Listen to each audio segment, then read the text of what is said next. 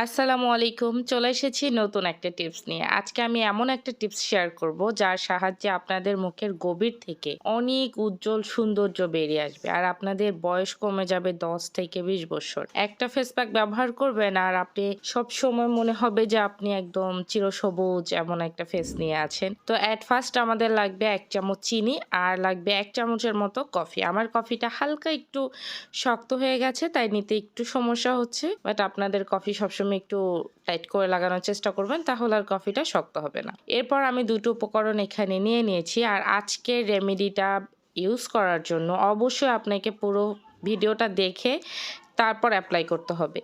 ভিডিওর একটুখানি প্রসেস যদি মিস্টেক হয়ে যায় তাহলে আপনার রেমেডিটা হয়তোবা কাজ নাও করতে পারে। এরপর লাগবে এখানে একদম মিল্ক মানে কাঁচা দুধ। তো এখানে আমি বোতলে করে ফ্রিজে রেখেছিলাম, এখান থেকে দিয়ে দিচ্ছি। আর আপনারা চাইলে বাটিতে করে নিয়েও দিতে পারেন। আমি এখানে ১ চামচের মতো দিচ্ছি। আমার যতটুকু লাগবে এতটুকুই। আর লাগবে এখানে একটুখানি অলিভ অয়েল। প্রায় ১/২ চামচের মতো অলিভ অয়েল লাগবে। আপনারা একটা ভালো ব্র্যান্ডের অলিভ অয়েল ব্যবহার করার চেষ্টা করবেন। এই রেমেডিটা তৈরি করতে আরও একটা জিনিস লাগবে যেটার প্রয়োজন অত্যাধিক বেশি, সেটা হচ্ছে ছোট্ট একটা লাইক। আপনারা একটা লাইক দিতে কেন ভুলে যান আমি জানি না, বাট একটা লাইক আমাকে আরও বেশি মোটিভ করে আরেকটা নতুন ভিডিও তৈরি করার জন্য। তো যেটা বাড়তি অলিভ অয়েল লেগে থাকবে বোতলের গায়ে সেটা আমি হামেশাই হাতে লাগিয়ে নিই।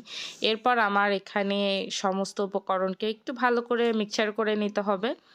যত ভালো মিক্সিং হবে তত ভালো আমরা রেজাল্ট পাবো। আর এখানে একটা জিনিস খেয়াল রাখতে হবে, চিনি আর কফিটা যেন মিশাতে একদম গলে না যায়, তাহলে ফলাফলটা একটু ভালো কম হবে আরকি। তো আমার এখানে হয়ে গেছে। এখন জাস্ট এপ্লাই করতে হবে, বাট এটা কিভাবে এপ্লাই করব সেটার জন্য একটা ছোট্ট প্রসেসিং আছে। তো আমি এখন সেটাই দেখিয়ে দিব। তো আমার ফার্স্ট রেমেডিটা আমি এক সাইডে রেখে আরেকটা রেমেডি আমি এখন তৈরি করব। রেমেডি বলতে জাস্ট একটা সিম্পল জিনিস আমি নিব এখানে, আর কিছুই না। আর এই রেমেডিটা কিন্তু এই পর্যায়ে রেখে দিতে হবে। এখানে কফি আর চিনি একটু দানাদার থাকলেও সমস্যা নেই। এরপর লাগবে আরেকটা বাটি আর একটা টমেটো আর এমন একটা নাইফের সাহায্যে আমি একটুখানি টমেটো মানে একটা স্লাইস কেটে নিচ্ছি।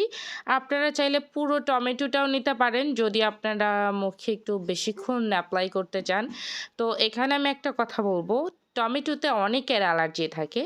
যেমন আমার ফ্যামিলিরও অনেকের অ্যালার্জি আছে। ইনফ্যাক্ট আমার মুখে দিলেও কেমন একটা হালকা চুলকানোর মতো ভাব হয়। তাই আমি এখানে অল্প একটু নিচ্ছি টমেটো, আর আপনাদের প্রয়োজন অনুযায়ী নেবেন। তো আমি নাইফের উল্টা পাশে যেমন একটু ধারালো দাঁতের মতো আছে ওই অংশটা দিয়ে টমেটোটাকে হালকা একটু নরম করে নিচ্ছি, যেন এটার ভিতরে সহজেই আমার আগে তৈরি করা রেমেডিটা প্রবেশ করতে পারে, এটা আমি অনেক সহজে অ্যাপ্লাই করতে পারি।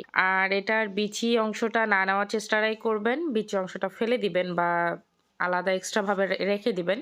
বাট টমেটোর গায়ে যেই মাংসের মতো যে অংশটুকু আছে ওটাকে হালকা একটু নরম করে নিতে হবে। এখানে এখন আমি একটা জিনিস বলে দিচ্ছি, আর চিনি আমাদের মুখে স্ক্রাবের কাজ করবে, সাথে সাথে কফিটা মুখে স্ক্রাবের সাথে অনেকটা হেল্প করবে, যেমন মরা চামড়া দূর করতে, মুখের কালো দাগ দূর করতে। শীতকালে মুখে মরা চামড়া উঠবে, হাতে পায়ে মরা চামড়া উঠবে, এটা স্বাভাবিক। তো এটার প্রোটেকশনও নিতে হবে। এরপর এখানে আমি হালকা একটু রস নিয়ে নিচ্ছি।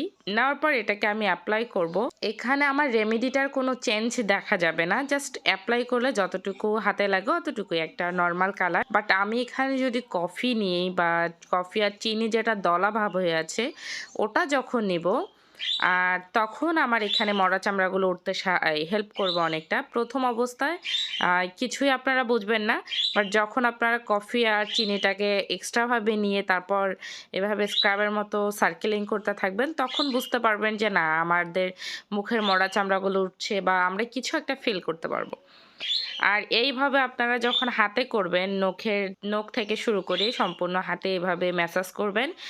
আর মুখে করলে তো অবশ্যই একটু ভালো করে করতে হবে। আরেকটা জিনিস খেয়াল রাখতে হবে, মুখটাকে অবশ্যই আগে ক্লিন করে আসতে হবে হালকা একটু গরম পানি দিয়ে। এতে করে আপনাদের মুখের পোরগুলো ওপেন হয়ে যাবে, আর আমরা যখন এই প্যাকটা ব্যবহার করব তখন গভীর থেকে হোয়াইট হেডস ব্ল্যাক হেডসগুলোও উঠে আসবে। তো একসাথে আমরা অনেকগুলো বেনিফিট পেয়ে যাব। এ পর্যায়ে ছোট্ট একটা কথা বলছি, আমার হালকা একটু টনসিলের সমস্যার কারণে আমার ভয়েসটা একটু আজকে অন্যরকম শোনা যেতে পারে, তো তার জন্য সরি সরি চেয়ে নিচ্ছি। আর আমার পাশের বাসায় বিয়ের অনুষ্ঠান হচ্ছে, তাই একটু চিৎকার চেঁচামেচির আওয়াজ হতে পারে। তো থাক, ওগুলোকে একটু অ্যাভয়েড করার চেষ্টা করবেন। তো এই প্যাকটা আপনারা সপ্তাহে ২ দিন ব্যবহার করতে পারবেন, তবে অবশ্যই সকালবেলা। আর সকালবেলা শীতকালে কোনো একটা কিছু অ্যাপ্লাই করা অনেক কষ্টসাধ্য, বাট একটু গরম পানি দিয়ে করা যেতেই পারে। তো আমি এখানে হালকা একটু টিস্যু দিয়ে মুছে নিব। টিস্যু দিয়ে মোছার কারণটা হচ্ছে, টিস্যু দিয়ে ক্লিন করার পরে আমি আর এটা সাথে সাথে ধুবো না, জাস্ট ১৫ থেকে ২০ মিনিট এভাবে রেখে দিব, তারপরে এটা ধুয়ে নেব। আর এটা ভিজা অবস্থায় রাখলে আমার ঠান্ডাটা আরও একটু বেড়ে যেতে পারে, সেজন্য আমি তুলে নিচ্ছি। বাট আপনাদের যদি টনসিল বা ঠান্ডার কোনো প্রবলেম না থাকে তাহলে ভিজা অবস্থায় রেখে দিতে পারেন, এটা স্কিনে চুষে নিবে আর শুকিয়ে যাবে। তবে আমি এটা মুছে নেওয়াটাই ভালো মনে করি, যেহেতু আমার একটু সমস্যা আছে তাই। তো এভাবে অ্যাপ্লাই করলে হবে। আর এটা এভাবে টিস্যু দিয়ে মুছে ১০ থেকে ১৫ মিনিট স্কিনে রেখে দিবেন। যেটা থাকার সেটা অলরেডি থেকে গেছে, আর যেটা মুছবেন ওটা থাকার না। তো আজকের রেমেডিটা এ পর্যন্তই। সবাই ভালো থাকবেন, সুস্থ থাকবেন, নিজের ত্বকের যত্ন নেবেন। আসসালামু আলাইকুম, আল্লাহ হাফেজ।